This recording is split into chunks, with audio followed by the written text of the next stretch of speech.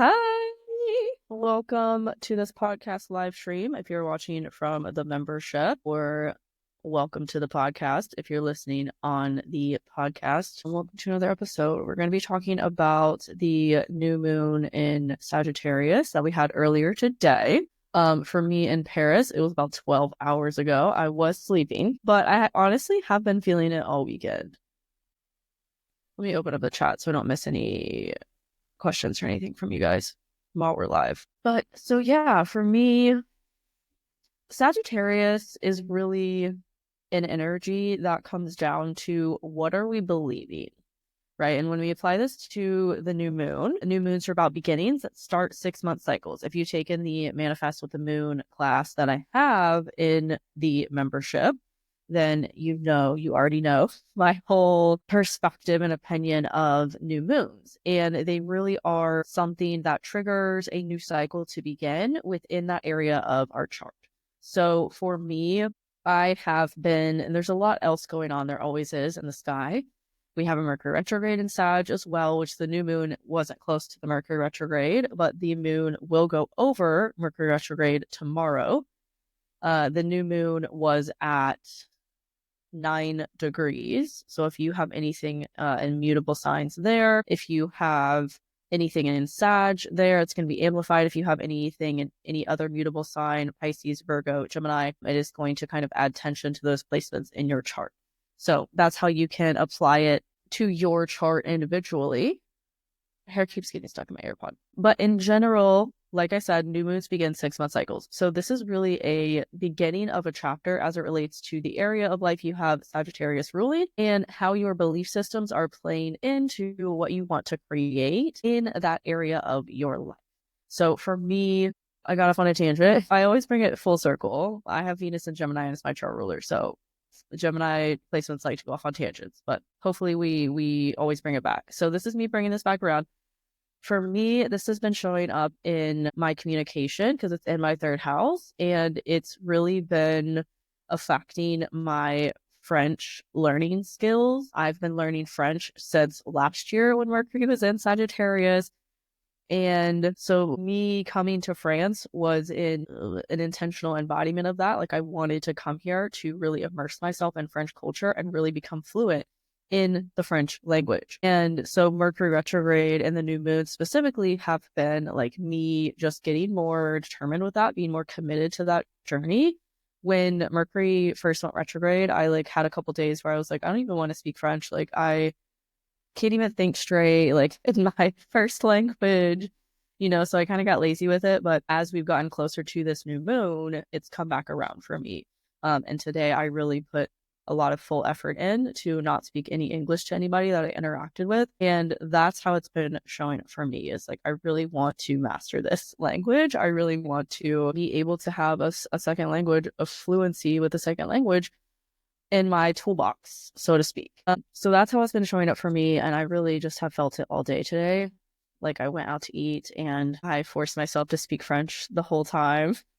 And it's working really when you just put yourself in, like you just throw yourself in the fire and you adapt, right? It's such a beautiful thing, a beautiful ability that we have as human beings to adapt to our circumstances and our situation, no matter what that may be. And I see Sagittarius energy as being that, what's the word? Like Sagittarius energy to me is the most adaptable because it's mutable fire. It really knows how to adapt to whatever is around it and really have that optimism no matter what. Like I've made so many friends over here that have Sag placements, funny enough. And I made a few friends before I left the States that had Sag placements, and they just have this beautiful natural optimism about things.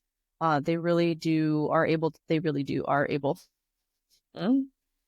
see the brighter side of life, and that's their perspective, that's their viewpoint. And this is why I was saying that to me, Sagittarius energy really all comes back to what are you believing to be possible, to be true for yourself and your life, because that's what you're going to create. And I really see this with my Sagittarius friends. It's like whatever they focus on, whatever they put their energy into and believe is possible for them, they make happen and it comes to fruition. And so that is really this energy. I've seen a few videos on scrolling my For You page on TikTok talking about how this new moon is really great for manifesting. But then I've also seen other people saying that, oh, it isn't great for manifesting because Jupiter rules Sagittarius, and Jupiter right now is retrograde, and we have the Mercury retrograde. They're in mutual reception. So mutual reception means that both planets are in the opposite sign of the sign that they rule. So Mercury rules Gemini, and Mercury is in Sag. Jupiter rules Sag, and and Jupiter is in Gemini. Does that make sense? So it's like the opposite of what that planet naturally wants to be in.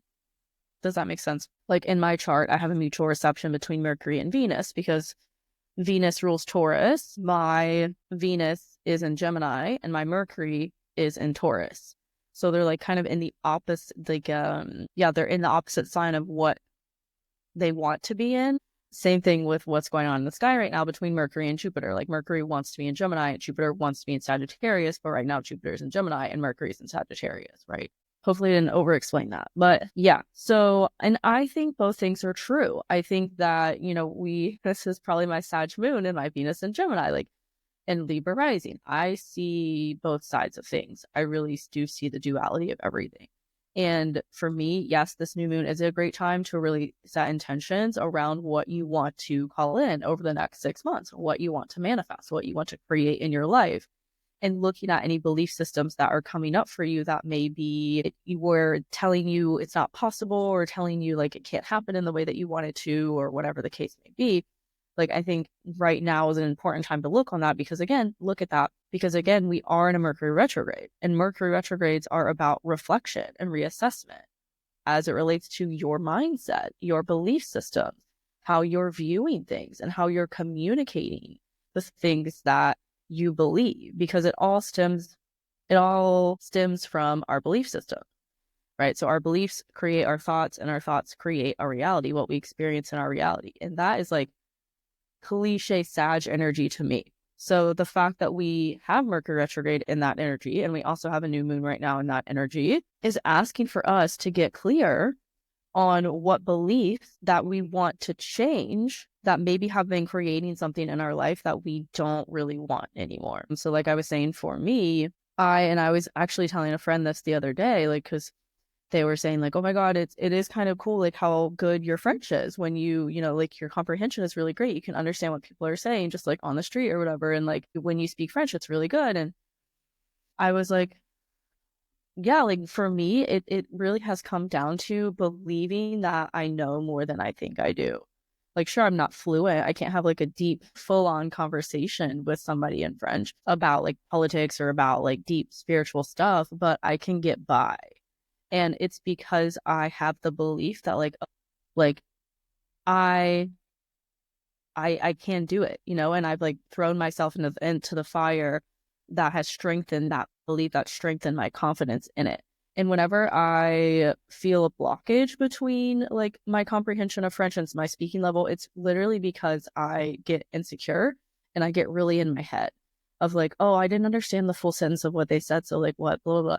And I still have moments where like I don't understand fully what someone is saying to me, but I can pick up keywords and based on the context of the situation, like understand what they're saying. Like when earlier today at the restaurant, the waiter was like, she was like, oh, do you want dessert? And she said this in French. And I heard like, well, she just said, on peut dessert. And I was like, no, merci. And then she was like, do you just want the check? And I just heard like, check, like the décision, and put two and two together, right? That she was asking me if I just wanted the check. And I was, yes, oui, s'il vous plaît. Does this make sense? So it's like really when we over mental things, that's where the blocks happen. That's where we slow down our progress. That's where we stagnate, and we stop ourselves from creating what we want. We stop ourselves from believing we can have what we want when we overly rely on our mental faculties, versus if we just like are really present in the moment, so much more is possible from that place. I don't even know what I'm saying. I don't know if that makes sense. Hopefully it does. But I feel like that's a lot of what this Mercury and Sag is bringing up collectively, is a reflection on, did I say Mercury retrograde? I meant to say new moon, but they both apply because the new moon is really amplifying it and having us focus on what intentions do we want to set here. That Mercury retrograde may also be bringing up, right? Because for most of us, if you go off whole sign houses, they're in the same house. These transits are in the same house, the same area of life for you.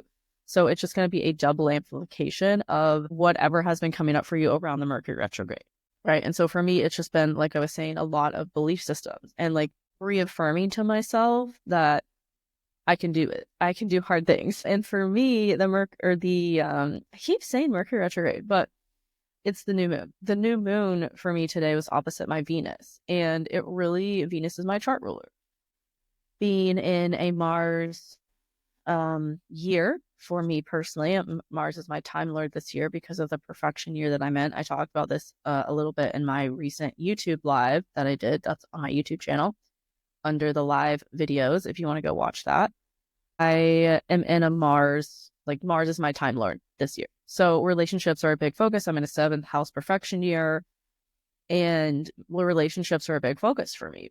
My solar return chart also mirrored that. Anyways, so this new moon is opposite my Venus, and it really has brought up a lot of themes for me around what I believe I'm worthy of or capable of creating when it comes to partnership with the opposite sex, because that's something I've been working on manifesting for the past couple years, is a partnership. And at this point, I'm so detached from it so much more than I used to be that it's honestly making the whole process easier.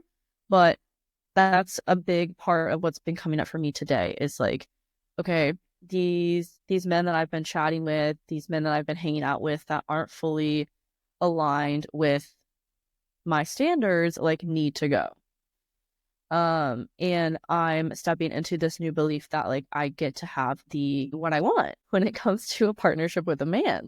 I get to have the type of man that I want. I get to have the man who initiates, like, no matter if there's all these like men have kind of lost a lot of their masculine initiation skills, like that doesn't apply to me because the men that I attract, the men that I deal with haven't lost that, right? So for me, again, it all comes down to believing. And this is why I was saying too, like, what else is going on with this new moon for you based on your chart? For me, it's not only opposite I actually have a lot of things in early degree mutable signs. So if you do as well, that's going to bring in those placements for you too. My Saturn is at 10 degrees. Pisces, this new moon is at 9 degrees. So it almost exactly is squaring my Saturn. Like I already said, it's opposite my Jupiter, or it's opposite my Venus.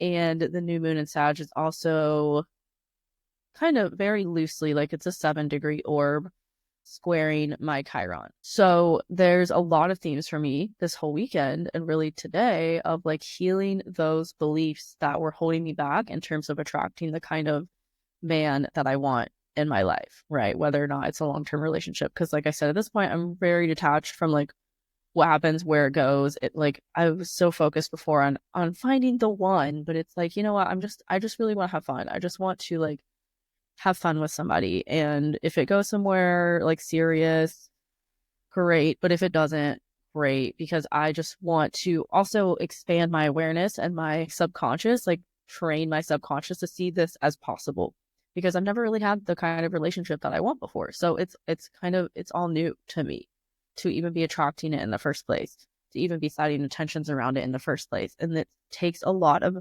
belief system work. Like I was talking about earlier, like your belief systems really create your life. And a lot of us don't want to believe that it is that simple or find it unfathomable that it is that simple, but it really, truly is. It really, truly is. And I believe this is the greatest lesson that Sagittarius energy teaches us, is what we experience in our life all comes down to what we believe.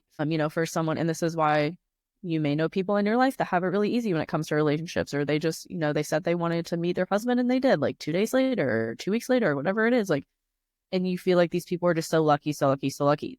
That's Jupiter energy. That's Sag energy. These people aren't just lucky. Like, they believe it's possible for them, and they don't have anything in their mindset or in their belief systems that is holding them back from having the thing. That's why people appear lucky, right? And that's cliche Jupiter and Sagittarius energy. So for me, that's really what this new moon is bringing up for us collectively. Let me share my screen for you guys watching in the membership, because I want to talk a little bit more about the human design of this new moon and a little bit more of the astrology that's going on as well. So this new moon is in gate 9, which is called the taming power of the small. It's really, and it's in line 5, which is about faith, right? And there's this person that I'm in their membership, and it's how would I describe that? Anyways, we can just say that I'm in their membership, and they do daily like audio drops, and they just talk about what's going on for them. And it's like little inspirational audio drops every day. And the one today, it's just so funny that all of the stuff always lines up no matter what, was about having faith. Like, you set a goal for yourself, or you have something you want to manifest. And even if it looks like it's not possible, like, still having that faith that it's going to happen. And that's when it happens, right? Like they always say, or there's that cliche quote that what you want comes right after the moment where you feel like you want to give up. And this has been true. I mean, I could go on and on and on and on about stories in my life where this has been so true. And that's the energy of this new moon being in gate 9 and in line 5 with the keynote of faith is like, again, what are you manifesting in your life, and how can you really just hold on to the faith that it's possible? If you've already listened to the Mercury and Mars retrograde episode I did, then I talked about this a lot, how things aren't feeling like they're moving forward right now because we have the Mercury retrograde. The fastest moving planet is retrograde right now. It's slowing things down. It's in mutual reception with Jupiter, who is also in retrograde right now, in the fastest moving sign of Gemini, right? So things aren't moving forward super quickly. And we have a Mars retrograde coming up. Mars is the planet of action and initiation. And with it going to be retrograde until the end of February, it's like I'm telling y'all, next spring is going to be crazy, crazy, crazy in the best way for all of us that have really been disciplined with what we are choosing to create in our lives, what we are choosing to bring in. And these next couple months may feel like things have stalled or things have stagnated, or again, they might just feel like they're moving more slowly than normal. But it's because everything is falling into place in the way that it needs to fall into place to create the thing that we want, right? Like, it's all going to make sense 6 months from now. Full circle again, this is a new moon, which begins a 6-month cycle. It's all going to make sense. But the full moon in Sagittarius, we have in Gemini season next year. Like, it's all going to make sense.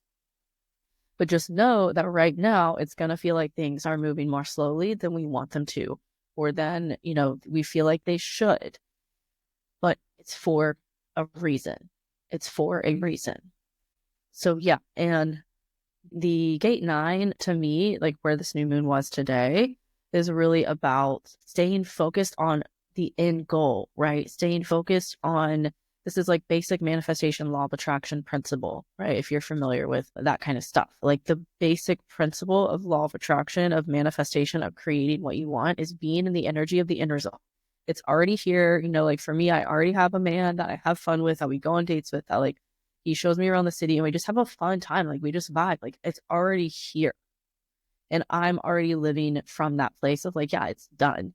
And so to me, with this new moon being in the 9th gate, that's what I think of, is like, trying to see if I can click on this and get more information. I don't think there's another place I can look to get more information about the 9th gate. But to me, that's what I'm taking away from it, is like being focused on what we want, not being focused on all the ways that, it hasn't shown up for us, or we don't think it's possible, or all, like what I was saying earlier, like all the things that are stagnating us, all the limiting beliefs, all the rampant thoughts in our mind that are creating like resistance around having what we want, right? None of that stuff is helpful. So again, being in the energy of like, it's already here, it's done, instead of the opposite, because that's going to call it in faster. And it's going to create so much peace in our lives. Freaking live our lives and know that what we want is like literally on the way. It's just a matter of when, right? Okay, so I'm going to show you guys. I know there's a way I can get more information about the 9th gate without leaving genetic matrix. Okay, so I found it. And what it says is, I'm going to have to translate this, as with most human design things, if you're not new to human design and like its teachings, which is why I've created all the things I've created in human design, to give you guys a simplified translations of everything, because a lot of it just doesn't make sense. It's channeled stuff, so it's in its pure form isn't going to make much easy sense. But anyways, potential can be fulfilled through detailed attention to all pertinent aspects. So to me, what that means is, again, the translation of it is that the manifestation of what we want, right? Potential can be fulfilled through detailed attention to all pertinent aspects. So what I was speaking to earlier of like, what are the nitty-gritty belief systems in your mind, like your mindset around this thing that you want that may be hindering it from coming into your life? And how can you reevaluate those? How can you really shift those belief systems at a core subconscious level in order to heal them, in order to really manifest something different in your life that is what you actually want to manifest, right? Because the absence of having what we want is really just a matter of showing us where we're misaligned with that thing. Does that make sense? So it's really just something that shows us, hey, this is what's in your field, what's in your mindset that's creating what you have right now that is different from what you want. And here's how you can change where you're currently resonating at, what your mindset is currently believing about what's possible for you as it relates to that thing, so you can have that thing. But I hate to even use the like so that you can, because it's really not a matter of that. It's a matter of like being in that energy. And then it will just come. It will just come so effortlessly and so natural. It won't even feel like something you like had to do so that you could. You know what I mean? Hopefully that's not making sense, because I feel like I'm talking in a little bit of a code, but I don't know what else to say. Because these are really kind of bigger spiritual principles, which is also very Sagittarius energy. I would argue that Sagittarius is one of the most religious signs, up there next to Pisces. But Sagittarius is really the energy of having faith and having optimism in larger than life things, and things that are greater than us, right? And you want to call it God, you want to call it the universe, you want to call it source, whatever it is. It's having that faith in the divine that is working with us, co-creating with us to achieve whatever it is we are manifesting and working towards, right? So more information about gate 9 with the 5th gate, again, where the new moon was today, it has the keynote of the trust that detailed adherence. The trust that detailed adherence will lead to fulfillment. I feel like I need to Google Translate that, because I don't know what that means. Is there a typo? The trust that detailed adherence will lead to fulfillment. Okay, I think I understand. Again, it's like making all the things within us cohesive to this end result. Yeah. The definition of adherence is, see, this is, again, our human design stuff has to be translated sometimes. Adherence definition: attachment or commitment to a person, cause, or belief.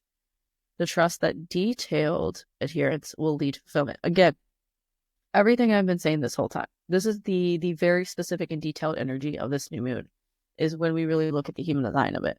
And so again, what it's telling us is we really have to remain attached to our faith at this time that is bringing what we want to us. You know, whether that's a successful business that you've been working towards for a year, whether that's a successful relationship that you've gone on so many freaking dates to try and find for years, you know, whether that is whatever it is for you, right? It's going to show up differently for you based on your personal life and what's going on in your personal chart as well.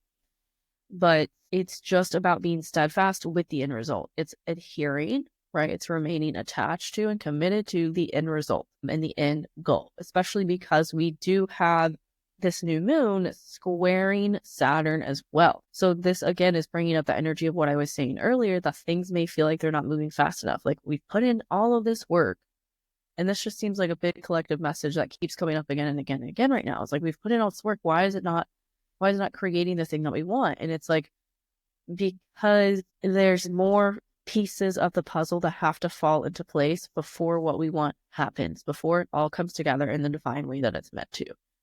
So we just really need to keep the faith alive and trust that it is coming together no matter what it looks like right now. There's a divine orchestration. There's divine timing to all of this. And it's just really, this new moon is bringing up the faith that we need to have around that. And maybe any belief systems that are challenging that faith, or again, telling us it's not possible, telling us it can never happen because it's never happened before, and blah, blah, blah, blah, blah, blah, blah. And they're, beliefs are just beliefs. We can change them. It's just a mindset. It's just a way of viewing life. It's just a perspective, and that can always be shifted. So yeah. We also have Venus squaring Chiron right now. I mean, that peaked a few days ago, but it's still happening. It's at 4 degrees orb right now, so it is lessening. Venus will be on Pluto this upcoming next weekend as well. I believe Saturday, like almost a week from today when I'm filming this on December 1st. We will have Venus on Pluto. But right now, Venus is challenging. And so again, it's bringing up things we need to look at and heal as it relates to our self-worth, our values, our belief systems, our relationships, our money. Things are coming up for us to look at so that we can heal those things. Again, that are just the final puzzle pieces fitting together to create this full puzzle that is the manifestation of what we want and what we've been creating. So yeah, that makes me really excited. I really have, like I was saying to y'all earlier, I really just feel like I'm in this detachment phase now, this beautiful, like, I'm no longer attached to how or when of, finding a man or whatever. And it feels like such a relief. It feels like so satisfying to just be like, I don't really, I care, but I don't have attachment to it anymore. I'm just going to keep living my life, and I know it will all fall into place. It will all come together when I least expect it. And that's a part of the mystery of life. That's a part of the great surprise that we're in. Like if the great movie that we are living, if you already knew how the movie you were watching was going to go and how it was going to end, and like how that person in the beginning was going to meet that, their person that they said at the beginning of the movie they wanted to meet, like you wouldn't watch the movie, right? So that's how life is. And I really, that kind of analogy to life has always just stuck with me, of like, it gets to be a surprise. And that's a good thing, because that is what life is about, is letting it kind of unfold as we're in it and letting it take us by surprise, letting it shock us. I think we still have, no, hold on, let me see. I was going to say we might have something in the gate of shock right now, but I don't know that we do. No, we don't anymore. That would have been a funny, like, cliche thing if we had a planet in the gate of shock. I think I don't know what degrees of Aries the gate of shock rules. If you have my ebook, it's in there. But we will have things in early degree Aries next year that are going to stay there for a while. So we might have the gate of shock in transit. Again, don't quote me on that because I don't know exactly. We might have the gate of shock in transit in the spring, and that's going to bring a lot of things to our life that, again, will kind of shock us. So yeah, let it be a little bit of a mystery and a little bit of surprise, and just hold to the faith right now, because it all is coming together. It all is coming in. Just because you don't have it now doesn't mean you can't sooner than you think. And yeah, that's really all I want to say about this new moon in Sagittarius. So happy new moon. If you want to join the creation of the podcast and be a part of it while I'm doing it live, come join the membership. There's a forum inside the membership for you to post chart questions, share your experiences. And there's 35 plus videos I've taught on astrology and human design inside as well, that you have access to all of those amazing things when you're a member of the community. So come join. Hope to see you inside. But if not, I'll see you on the next podcast episode. So thank you all for being here. I love you, and I will see you soon. Bye for now.